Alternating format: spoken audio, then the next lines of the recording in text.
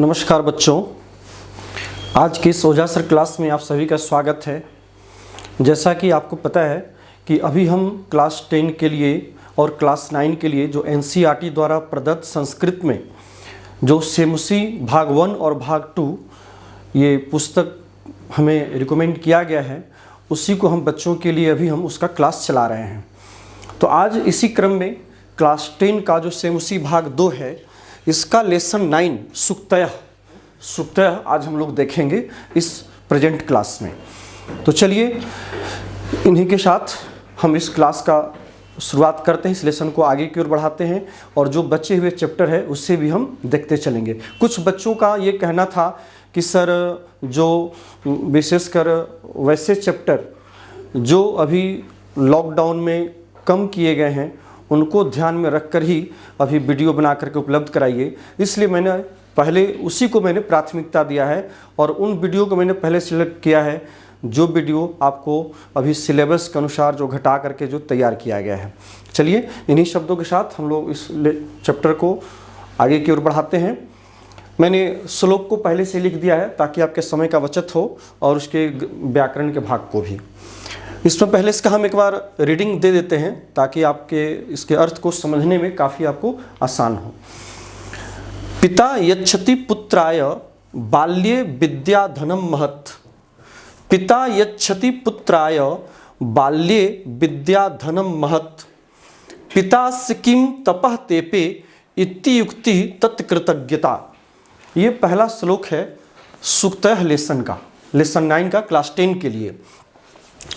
इसमें कहा कि आप जानते हैं कि माता पिता अपने बच्चों के लिए बहुत कुछ करते हैं, उस ऋण को हम चुका नहीं सकते जो हमारे माता पिता ने हमारे लिए या अपने बच्चों के लिए ने जो किया है। उसी बात को इस श्लोक के माध्यम से बताया गया है। ये ध्यान रखना है कि ये जो विषय है बड़ा ही महत्वपूर्ण है। आज के परिवेश में जहाँ नैतिकता धीरे धीरे समाप्त हो रही है, जहाँ बच्चों के अंदर जो संस्कार हैं वो धीरे धीरे खोते जा रहे हैं, उन बच्चों के लिए, वैसे लोगों के लिए ये चीज़ें बहुत ज़रूरी है जानना और सीखना भी। इसी बात को यहाँ कहा कि पिता बाल्यकाल में, बचपन में, पुत्राय महत् विद्या धनम यच्छति। इसका यदि अन्वय देखें तो इस तरह से हो जाएगा, पिता बाल्य अथवा बाल्य पिता, बाल्यकाल में मतलब बचपन में पिता जो है अपने पुत्र के लिए, पुत्राय महत् विद्याधनम, यहाँ महत् जो है विद्याधनम का विशेषण है और विद्याधनम यहाँ विशेष्य है। को तो महत् मतलब बहुत बड़ा, विद्या रूपी धन, विद्या एवं धनम, विद्या रूपी धन वो क्या करता है, यच्छति प्रदान करता है, देता है अपने पुत्र को। ठीक है, इस बात का एहसास यदि बच्चों को हो जाता है, अस्य पिता किम तपः तेपे, यहाँ यदि संधि विच्छेद करेंगे तो हो जाएगा तपः जोड़ तेपे, जो मैंने यहाँ लिख दिया है तपः जोड़ तेपे। तेपे में ध्यान देना है, तप धातु है और लिट लकार का रूप है, तपस्या किया भूतकाल के अर्थ में, तेपे तप धातु है और लिट लकार में भूतकालिक अर्थ में। तो अस्य पिता किम तपः तेपे, इसके पिता ने कितनी तपस्या की है। इति उक्ति, यही उक्ति जो है, इति जोड़ उक्ति जोड़ कृतज्ञता, इति उक्ति, यही उक्ति जो है तत्कृतज्ञता, उसकी कृतज्ञता मानी जाती है। तत्कृतज्ञता से मतलब है तस्य कृतज्ञता, तस्य से तात्पर्य है उस पुत्र की कृतज्ञता मानी जाती है। कहने का तात्पर्य यह है कि सपोज कीजिए कि हमारे पिता ने हमारे लिए बहुत कुछ किया, इस बात का एहसास हमें हो जाए कि नहीं, सचमुच हमारे माता पिता ने हमारे लिए बहुत कष्ट उठाया है, हमारे पढ़ाने में, हमारे जीवन का पालन पोषण करने में, हमें रास्ता दिखाने में हमारे माता पिता का बहुत बड़ा योगदान है। इस बात का यदि हम एहसास कर लेते हैं तो इति उक्ति, यही एहसास हमारी सबसे बड़ी कृतज्ञता मानी जाती है। मतलब हम कृतज्ञ हुए, कहने का मतलब ये है, दो शब्द होता है, एक तो ये होता है कि एक होता है कृतज्ञ और एक होता है कृतघ्न, दूसरा शब्द, दोनों एक दूसरे का विपरीतार्थक शब्द है। कृतज्ञ वो हो गया जो अपने किसी के द्वारा किए गए उपकार को मानता है, स्वीकार करता है। और कृतघ्न हो गया जो कि किसी के द्वारा किए गए उपकार को नहीं मानता है। यहाँ पर इसी तरफ इशारा किया गया है कि बहुत ऐसे बच्चे होते हैं जो अपने माता पिता के या अपने मित्रों के या अपने गुरुजनों के द्वारा जो कुछ भी दिए जाते हैं, उनके लिए जो कुछ किया जाता है निस्वार्थ भाव से, उससे वो मानने के लिए तैयार नहीं होते हैं। वो कदापि नहीं मानते मैं तो अपने से सब कुछ कर लिया, मुझे किसी टीचर की आवश्यकता नहीं हुई, मुझे माता पिता ने क्या किया है, कुछ नहीं किया है ना। तो इस प्रकार की बातों को बड़ा ही साधारणतया वो कह डालते हैं और अपने आप को बचा लेते हैं। तो ये उनकी कृतज्ञता नहीं कही जाएगी, ये उनकी कृतज्ञता कही जाएगी।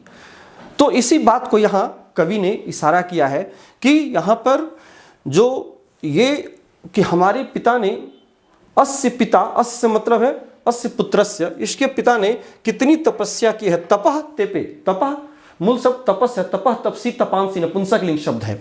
इसके पिता ने कितनी तपस्या की है, यही उक्ति जो है उस पुत्र की सबसे बड़ी कृतज्ञता को साबित करती है। ठीक है, यही इस श्लोक का अर्थ है। इसका जो व्याकरण भाग है यहाँ मैंने दे दिया है। विद्या एव धनम तस्य कृतज्ञता, षष्ठी तत्पुरुष समास है। पिता जोड़ अस्य पितास्य, तपः जोड़ तेपे तपस्तेपे, इति जोड़ उक्ति इत्युक्ति, और कृतज्ञ से तल प्रत्यय लगा है तो बन गया कृतज्ञता। जैसे जन से तल लगता है तो बनता है जनता, तल प्रत्यय में ता बचता है लास्ट में, इसलिए कृतज्ञता बना। नेक्स्ट दूसरा श्लोक देखिए। अवक्रता यथा चित्ते तथा वाचि भवेत यदि तदेवाहु महात्मानः समत्वमिति तथ्यतः। कहता है कि अवक्रता, यहाँ पर एक शब्द होता है वक्र। वक्र मतलब होता है टेढ़ा, और वक्र का उल्टा हो गया अवक्र, जो टेढ़ा नहीं है, मतलब सीधा है, सरल है। तो यहाँ पर वक्र नहीं देकर के अवक्र दिया गया है, और अवक्र से तल प्रत्यय लग गया भाव अर्थ में, तो रूप बन गया अवक्रता। जैसा कि अभी मैंने आपको तुरंत बताया कि तल प्रत्यय में ता बसता है भाव के अर्थ में, जिसमें सरलता का भाव हो, जिसमें टेढ़ापन नहीं हो, जिसमें टेढ़ापन का भाव न होकर के सरलता का, सीधापन का भाव जो सीधा हो, वो कहता है कि जिस प्रकार से यथा चित्ते अवक्रता तथा वाची यदि भवेत, कहता है जिस प्रकार से कि सरलता अवक्रता आपके कैसा हो, चित्त में हो, मन में हो, जैसी सरलता आपके मन में हो उसी प्रकार की सरलता जो है आपकी वाणी में भी होनी चाहिए। ठीक है, और यदि ऐसा होता है कि आप मन और वाणी दोनों से एक समान है, दोनों में सरलता पाई जाती है, ये नहीं कि वाणी में सरलता है और मन में वक्रता है। ठीक है ना, मतलब मन में कुछ और है और वाणी में कुछ और है, ऐसा नहीं होना चाहिए। कहता है कि मन और वाणी, चित्त, चित्त मतलब मन, अंतरात्मा, कहता है चित्ते वाची, वाची वाक शब्द है सप्तमी के एक वचन में, वाची वाणी में यदि आपकी इसी प्रकार से दोनों में अवक्रता रहती है, सरलता होती है, तो इसी को तत् एव आहु महात्मानः, महात्मानम महात्मानः तत् एव आहु समत्वमिति। कहता है उसी को जो है महापुरुष लोग जो महात्मा हैं उन्होंने तथ्यतः, तथ्यतः से मतलब है वास्तव में, वस्तुतः, तथ्यतः का मतलब हो गया वस्तुतः, यथार्थ रूपेण, यथार्थ रूप में, वास्तव में इसी को जो है महात्मानः समत्वम इति आहु, उसी को ही महात्माओं ने, उसी को महापुरुषों ने समत्व की संज्ञा दी है। कहने का मतलब यह है कि समत्व एक प्रकार की संज्ञा है, एक प्रकार का नाम दे दिया गया कि भाई समत्व किसे कहेंगे। तो समत्व किसे कहेंगे, तो उसी की एक तरह से कहें तो परिभाषा दे दी गई कि जिस प्रकार से कि मन में आपकी अवक्रता है, सरलता है, सीधापन है, उसी प्रकार का सीधापन यदि आपकी वाणी में भी है, वचन में भी है, उसी प्रकार की मधुरता आपकी वाणी में भी है, तो उसी को हम लोग समत्व कहेंगे। ठीक है ना, यही इस श्लोक का अर्थ है, जो कि आपको प्रश्न जब पूछे जाते हैं आपके एग्जामिनेशन में, तो आपको इसी प्रकार के प्रश्न इसमें पूछे जाते हैं कि समत्व किसे कहते हैं, समत्वम किम अस्ति। तो उसमें आपको लिखना होगा कि अवक्रता यथा चित्ते तथा वाची भवेत यदि तत् एव समत्वम कथ्यते, उसी को समत्व कहा जाता है। ठीक है, इसमें यदि आप नववक्रता इति अवक्रता, यदि व्याकरण के पाठ को देखें इसका तो अवक्रता का हो गया नववक्रता इति अवक्रता। अवक्र जोड़ तल प्रत्यय यदि देखें तो यहाँ हमने शायद कर भी दिया है, अवक्र जोड़ तल अवक्रता। तत् जोड़ एव जोड़ आहु तदेवाहु, इसमें 3 शब्द टूटेंगे यदि आप संधि विच्छेद करें तो। तत् एव आहु, महात्मान महात्मन शब्द है और प्रथमा के बहुवचन में, जैसे आत्मन होता है उस प्रकार से महात्मन चला, आत्मात्मान आत्मान तो महात्मान। समत्वम जोड़ इति, समत्वम मिति, और तथ्यतः, तथ्यतः का अर्थ हो गया यथार्थ रूपे। ठीक है, ये आपका दूसरे श्लोक का अर्थ था। अब आगे बढ़ते हैं तीसरे श्लोक के तरफ। त्यक्त्वा धर्म प्रदाम वाचम परुषाम यो अभिदीरेत परित्यज्य फलम पक्वम भुंक्ते पक्वम विमूढ़धि। इसमें कहा कि त्यक्त्वा, इसमें 2 ऐसे शब्द हैं जो समानार्थक हैं। एक देखिए त्यक्त्वा, दूसरा है परित्यज्य। दोनों का अर्थ होता है त्याग कर, छोड़कर या त्याग कर। कहता है कि जो धर्मप्रद वाणी को छोड़कर, धर्म प्रदाम वाचम, धर्मम प्रददाति इति धर्मप्रदः, है ना। और द्वितीय एक वचन स्त्रीलिंग हो गया धर्म प्रदाम ताम, ये उपपद तत्पुरुष समास है। कहता है कि धर्मम प्रददाति, यहां मैंने लिखा भी है धर्मम प्रददाति इति धर्म प्रदाम। तो कहता है कि त्यक्त्वा धर्म प्रदाम वाचम, धर्म प्रदाम वाणी को, जो धर्मप्रद वाणियों को, जो सत्य की वाणी को छोड़ करके, त्यक्त्वा छोड़कर, जो मधुर वाणी को छोड़कर, यहाँ धर्मप्रद से है जो व्यवहारिक वाणी है, जो मधुर वाणी है, जिसमें मीठापन है, जो लोगों को प्रिय लगता है, वैसी वाणी को जो छोड़ करके परुषाम अभ्युदीरेत, परुषाम कठोराम, ये ध्यान दें ये परुष शब्द है। परुष, पुरुष और परुष में अंतर है। ये पुरुष नहीं, बहुत बच्चे इसको पुरुष समझ लेते हैं, पुरुष नहीं परुष। परुष मतलब होता कठोर, कड़वी, कड़वाहट से भरा हुआ। ऐसी जो वाणी अभ्युदीरेत, जो बोलते हैं, ठीक है ना। इसमें तोड़ेंगे तो 2 शब्द निकलेगा, यह जोड़ अभि जोड़ उदीरेत, इसमें 3 संधि वाले पद हैं। यह जोड़ अभि जोड़ उदीरेत, कहते जो कठोर वाणी का आश्रय लेते हैं, जो कठोर वाणी बोलते हैं, ठीक है ना। कैसे लोग जो मधुर वाणी को न बोल करके, मधुर वाणी को छोड़ करके जब कठोर वाणी का आश्रय लेते हैं, कठोर वाणी बोलते हैं, कहता वास्तव में वो कैसे लोग होते हैं। कहते हैं विमूढ़धि, विमूढ़ाधि यस्य सह, विमूढ़ मतलब मूर्ख, बुद्धि है जिसकी, ठीक है ना।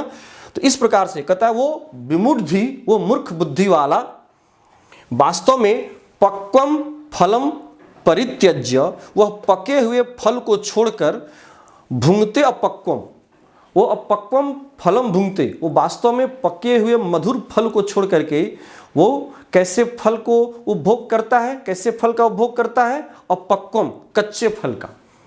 यहां पर संधि विच्छेद करेंगे तो भुंगते जोड़ अपक्वम मिलेगा आपको, जो नीचे मैंने इसका विग्रह भी कर दिया है, विच्छेद भी कर दिया है। तो भुंगते प्लस अपक्वम, कहता है वास्तव में वह व्यक्ति मूर्ख होता है जो पके हुए फल को छोड़कर और कच्चे फल का भोग करता, उपभोग करता है। कहने का तात्पर्य यह है कि पके हुए फल का जो स्वाद होता है वो काफ़ी मधुर होता है, काफ़ी उसमें मिठास होता है, खाने वाले को काफ़ी उसमें रसास्वादन होता है, काफ़ी मीठा मधुर होता है, प्रिय लगता है। लेकिन जो कच्चे फल होते हैं उसमें काफ़ी कड़वाहट होती है, ठीक है ना, उसमें खट्टापन होता है ना, उसका स्वाद उतना प्रिय नहीं होता जितना कि पके हुए फल का होता है, ठीक है। तो कहने का तात्पर्य यह है कि ठीक इसी प्रकार से यहाँ पर एक चीज़ ध्यान देने की है, यहाँ पर जो उपमा दी गई है वास्तव में पके हुए फल की जो उपमा दी गई है, जो तुलना की गई है वो मधुर वाणी से की गई है, धर्मप्रद वाणी से की गई है, और जो कच्चा फल है, अपक्व फल है, उसकी तुलना जो है परुष वाणी से की गई है, कठोर वाणी से की गई है। कहने का मतलब है कि वास्तव में हमें अपने जीवन में जिस प्रकार से कि मधुर फल सभी को प्रिय होते हैं, कच्चे फल शायद ही लोगों को पसंद होता है, तो इसी प्रकार से हमें मधुर वाणी बोलनी चाहिए, न कि कठोर वाणी बोलनी चाहिए, जिससे कि दूसरे लोगों को, सामने वालों को अप्रिय न लगे। ठीक है। यदि कठोर वाणी का आश्रय लेते हैं तो लोगों को प्रिय नहीं लगता, अप्रिय लगता है। ठीक है, चलिए यही इस तीसरे श्लोक का अर्थ था। इसका व्याकरण मैंने यहाँ नीचे कर दिया है। यह जोड़ अभिजोड़ उदीरेत अभ्युदीरेत, भूंगते जोड़ अपक्वम भूंगते पक्वम, पच से अक्ता ला करके पक्वह बना, पच धातु है पकना और इसी से अक्ता प्रत्यय पका हुआ, पक्वह ये रूप बनता है पका हुआ के अर्थ में। लास्ट इसमें चौथा श्लोक हम देखेंगे, विद्वांस एव लोके अस्मिन। यहां पर ध्यान दीजिएगा, विद्वांस में देखिएगा विसर्ग नहीं है, यहां पर विसर्ग का लोप हो गया है विसर्ग संधि में।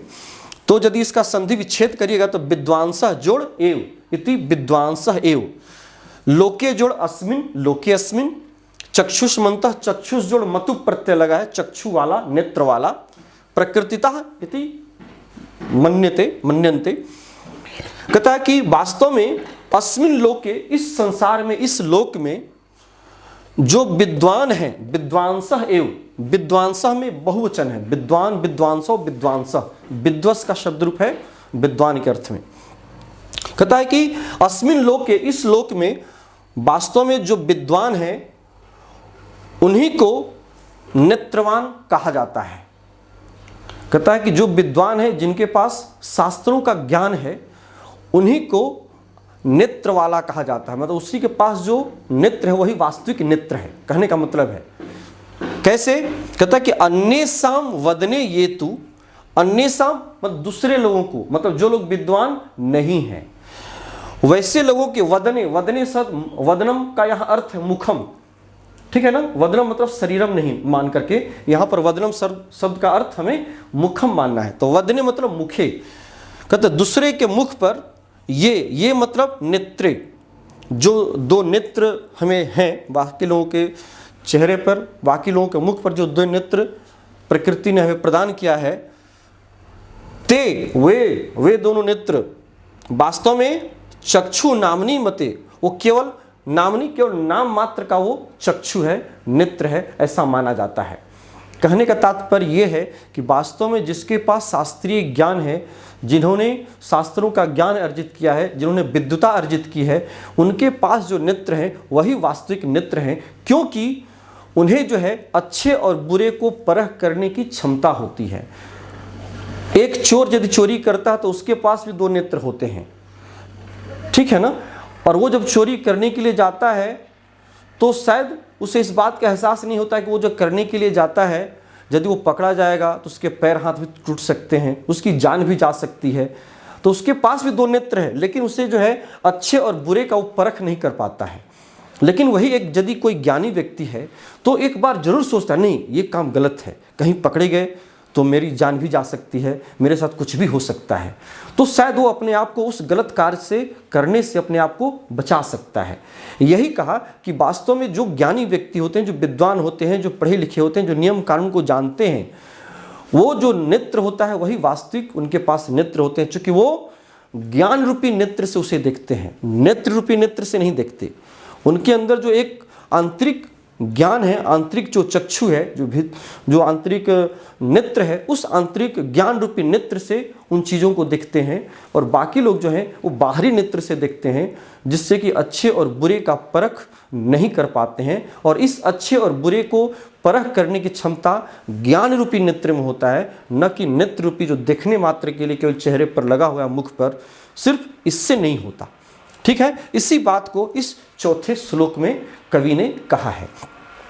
तो वही कहा कि वास्तव में विद्वान लोग ही इस संसार में चक्षुष्मन्तः, चक्षुष में चक्षुष मूल शब्द है, चक्षु चक्षुषी चक्षुंसी, ये नपुंसकलिंग शब्द है, इसका रूप चलता है नेत्र के अर्थ में, ठीक है ना। और बहुवचन में इसमें चक्षुष से मतु प्रत्यय लग गया वाला अर्थ में, विद्यमानता के अर्थ को बताने के लिए। तो यह चक्षुष्मान और बहुवचन हुआ चक्षुष्मन्तः। प्रकृतितः प्रकृतिताः, वास्तव में प्रकृतिताः होगा, आकार छूट गया है, ठीक है ना। तो अस्मिन लोके विद्वांसः चक्षुष्मन्तः प्रकृतिताः, यहाँ पर वैसे लोग ही जो विद्वान है उन्हीं को माना जाता है, उन्हीं की गिनती की जाती है। बाकी लोगों के मुख पर जो नेत्र होते हैं वो केवल नाम मात्र के कहे जाते हैं, ठीक है। इसके यदि आप व्याकरण को देख लें तो यहाँ भी दे दिए हैं, लोके जोड़ अस्मिन, चक्षुष जोड़ मतुप वदने का अर्थ मुखे, पर्यायवाची शब्द हो गया।